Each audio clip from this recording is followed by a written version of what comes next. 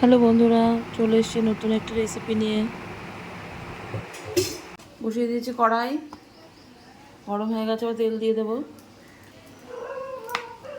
দেখো, আমি নিয়েছি তেলাপিয়া মাছ। দুটো মাছ নিয়েছি, একটু সাইজটা বড়, তাই আমি দুটো ভাগ করে কেটে নিয়েছি। ভালো করে পরিষ্কার করে নুন হলুদ মাখিয়ে নিয়েছি। এবার আমি এগুলোকে ভেজে নেব।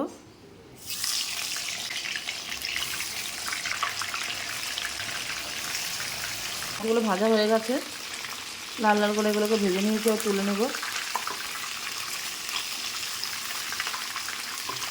তেলের মধ্যে দিয়ে দেবো আমি কালো জিরে, দেবো কাঁচা লঙ্কা, আদা আর টমেটো পেস্ট। এবার আমি এর মধ্যে দিয়ে দেবো 1 চামচ জিরের গুঁড়ো আর 1 চামচ লবণ, মধ্যে 1 চামচ হলুদের গুঁড়ো। ভালো করে মশলাটা কষিয়ে নেব। গ্যাসের ফ্লেমটা কিন্তু কমই থাকবে, কারণ মশলাটা তা না হলে পুড়ে যাবে। কষার সাথে সাথে আমি দিয়ে দেবো পেঁয়াজ।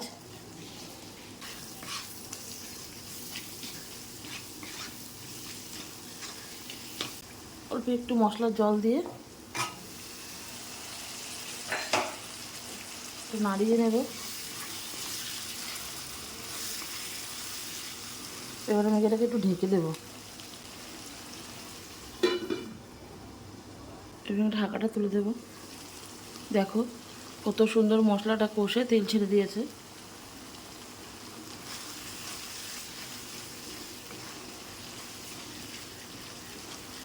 এবার আমি এটার মধ্যে দিয়ে দেবো মাছগুলো।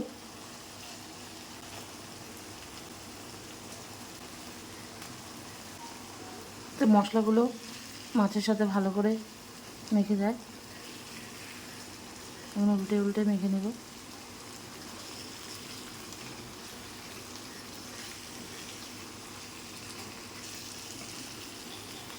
সবকটা মাছকে মাখিয়ে নিয়েছি মাছের সাথে।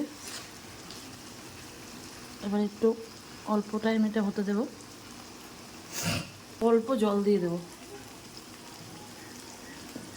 এটা একদম গামাখা গামাখা মতো থাকবে।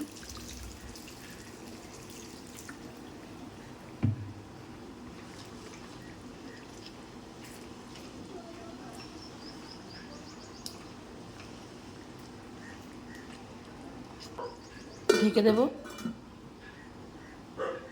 ঢাকাটা তুলে দিয়েছি। এবার মাছগুলোকে একটু উল্টে দেবো।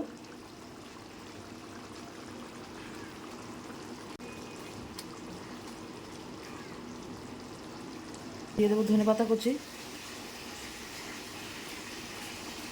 এটা হয়ে গেছে, এবার আমি এটাকে নামিয়ে নেব। রেডি হয়ে গেছে আমার তেলাপিয়া মাছের ঝাল।